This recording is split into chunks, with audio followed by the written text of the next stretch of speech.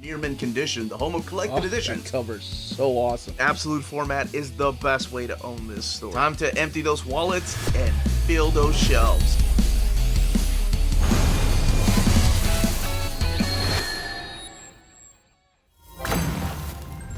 Hey, all you mentees, Uncanny Omar here from Near Mint Condition, the home of collected editions. And join me today for my overview of the Swamp Thing by Mark Millar and Phil Hester Omnibus from DC Comics. So let's go ahead and get started.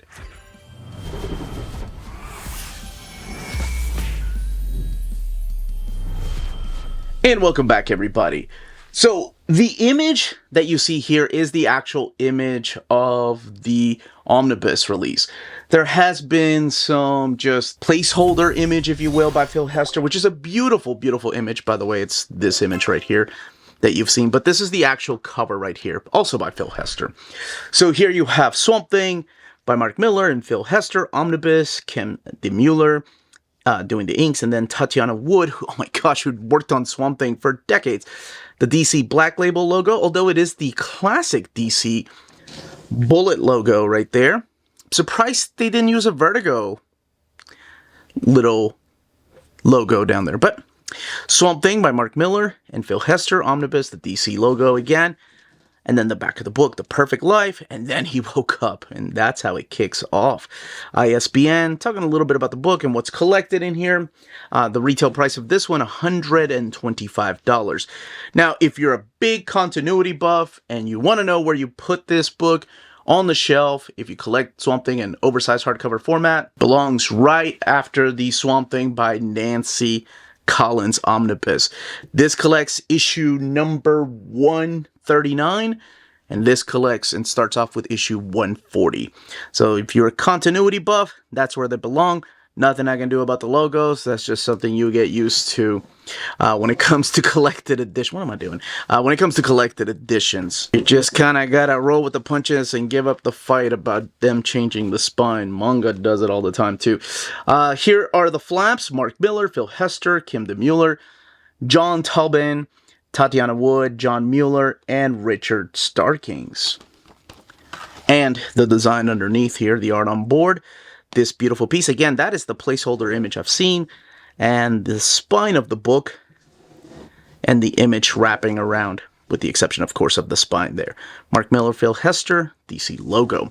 All right, we are going to crack this omnibus open, talk about the type of stories found in here, and check out this beautiful artwork, and look at all of the extras in the back. All right, let's go ahead and get this omnibus open. Here's your end sheets right here, the creepy swamplands. Swamp Thing by Mark Millar and Phil Hester Omnibus. And then this image right here, you have Mark Millar, Phil Hester, and then, of course, the other people that worked on the book. Grant Morrison, Phil Hester, Phil Jimenez, Kurt Swan, Jill Thompson, Chris Weston, Gabriel Harman.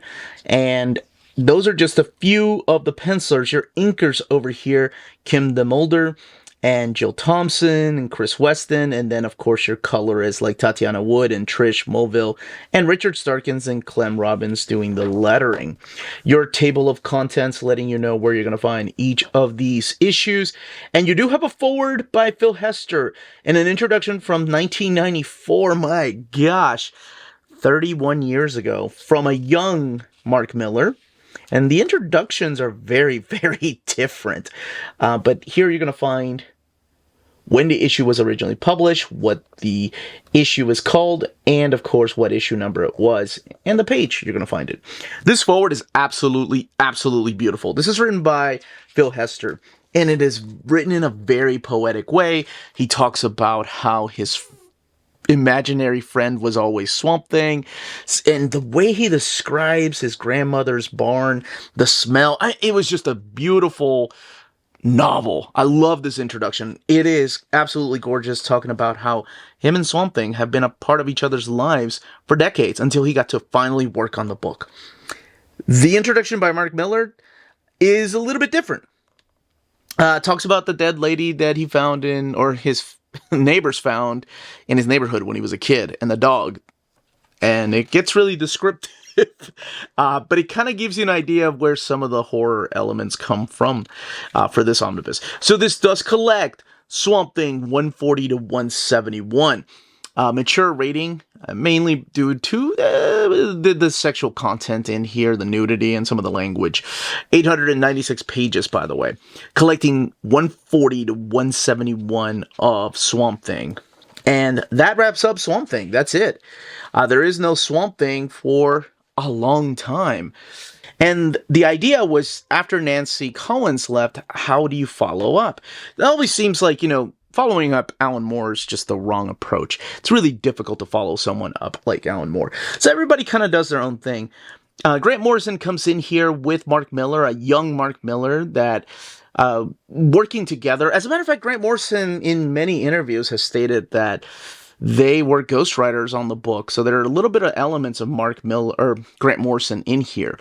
I don't know. I can't vouch for how much of it is and how much isn't after the first 4 issues. I will say the first 4 issues, totally Grant Morrison. So the idea of this, by the way, some spoilers for what's happened previously in the pitch of this. So previously, of course, you saw Abby and Tefe just kind of go about their ways, and Swamp Thing, Alec Holland, being left alone. In this, Alec Holland finds himself doing a little bit of ayahuasca and in Peru. However, Alec Holland is no longer the Swamp Thing. He's a human being, and he's thinking that everything about Swamp Thing has just been made up. It's one long dream that he just couldn't get away from, and now he's finally free of Swamp Thing. So that's what this is about. This is about a new start, and how perhaps Swamp Thing was always made believe. So what's going on with Swamp Thing? Well, Swamp Thing, since he's separated from Alec Holland, or is he, is now going around and just becoming a big murdering machine. And we still have ties to Abby and what's going on with her. And that's how you start off the first storyline. And now you have Phil Hester drawing this. Phil Hester did some of the little fill-ins in the previous volumes. But his artwork begins to evolve through here. Even with Mulder, inking a lot of this stuff. So the next story arc is about this hunter that is going after the creature Swamp Thing. It's kind of like the big game, right? It's this guy, what is his name? Colonel Strong, I think it's his name, who's after this creature and just wants to hunt it down. And that's what the next few issues are about. By the way, each of the covers I love the way that they do this. They give you the full cover here in a frame, so you know what issue you're on. This is, for example, issue 145.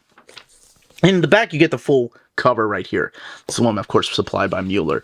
So this is a new character. This is when Grant Morrison had left the book. And this is the guy that is hunting Swamp Thing, leading into something that will set the tone of the rest of the series.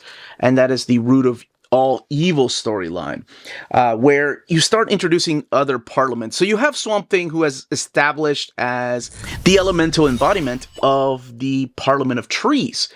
But now we start to establish perhaps there are other parliaments, and perhaps he can also help them and become their avatar, if you will. So that's all I will say about that. The next story arc that we're going to get is this River Run storyline. It's all about this young lady named Anna, who is an author. And it's an interesting story because what she does is she pulls Swamp Thing into different stories with alternate realities, one where Nazi Germany has taken over America, and there are elements in here of perhaps other DC comics. This freaky ass story right here with the Scarecrow, man, it's like Millar saw some of the things that Alan Moore did and was like, hold my beer. So there is a story in here about Abby, and I'll let you read it for yourself and judge it for yourself, which is something that I always tell people. No matter what you hear about something being bad or good, whatever, always judge it for yourself. I do, Solomon Grundy makes an appearance through here. I do want to talk about one particular issue, and that is in issue 150. And that's this issue right here, 159, which is Ghost Dog. This one it's got elements of nostalgia and sadness, and then genuinely creepiness here. This is based on the Swamp Dog, not Ghost Dog. Apologies for that. This is dedicated to Scooby Millar, which was Mark Millar's dog. And like I said, it's got some weird elements in here. We do have a obscure character making a return through here that will play a big part in the stories to come. Because we've met the Parliament of, what is it? The Parliament of Smoke, the Parliament of Liquid, and we're getting ready to meet more and more parliaments. And what you're going to notice here, even with the same creative team, the same art team, the art style is about to change. It's about to become a lot more like the Phil Hester that you may be familiar with. Shining Knight, by the way, is the character I was talking about, with a lot of the jagged like edges and the more of the contrast with the art. This is a standalone story about Chester Williams, if you remember him, but it's like done in a very satire format. Chester Williams was a super hippie liberal from the pages of Swamp Thing, and in this, he turns into a super right-wing police officer. And it's interesting to see where Mark Millar decides to take the character. And again, I don't want to give away the ending, but I do want people to be genuinely surprised.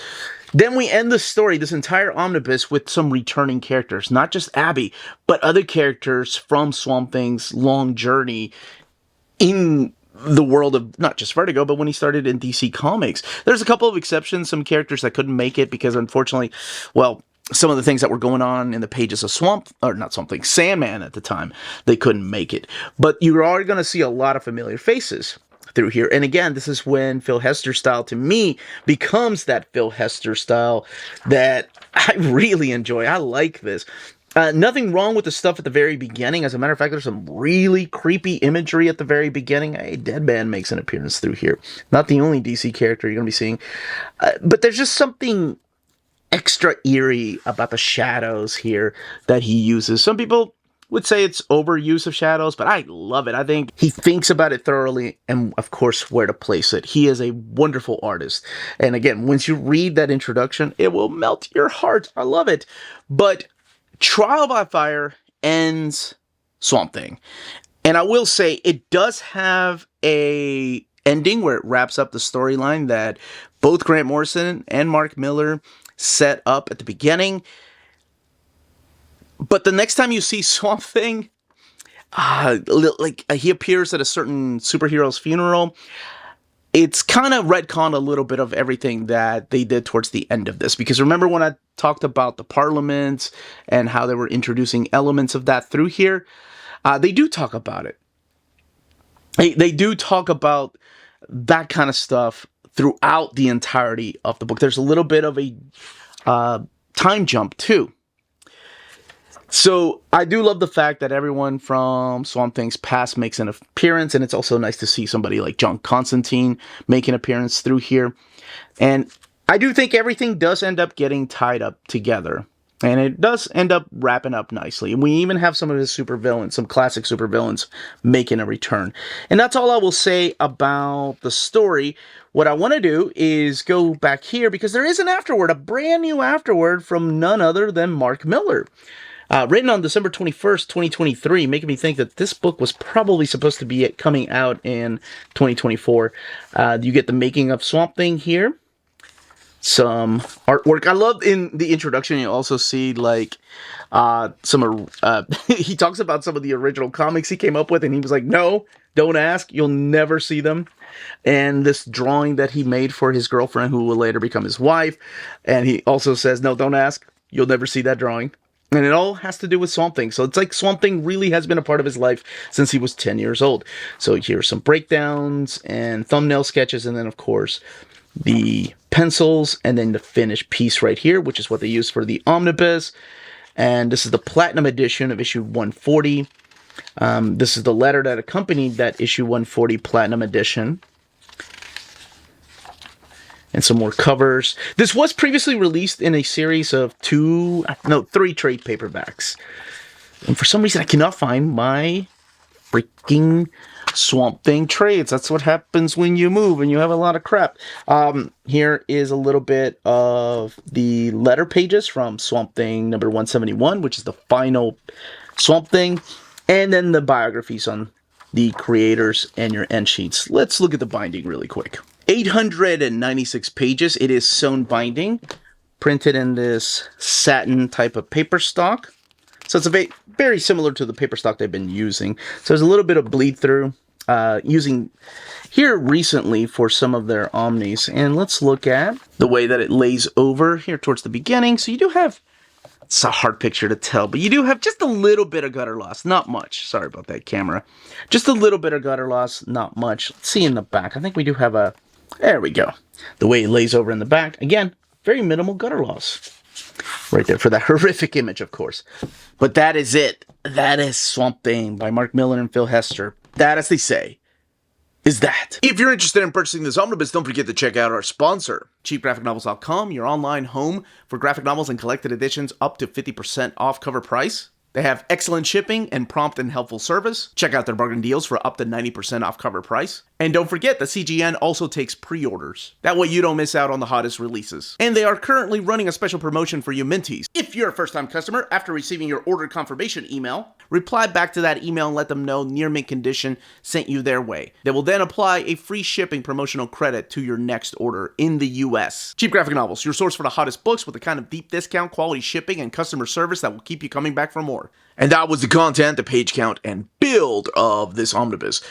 Let me know in the comments down below if you plan on picking it up, if you already have it, and what you think of this content. Of course, the question that I love to ask is what other era of something you want to see collected in omnibus format. I think for a lot of us, we want to see that Alan Moore Swamp Thing collected with the original colors by Tatiana Wood.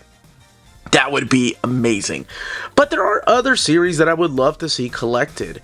But that's it, everybody. If you have any questions, leave them down below. Don't forget to smash that like button on the way out. Everyone, stay healthy and safe out there. Much love.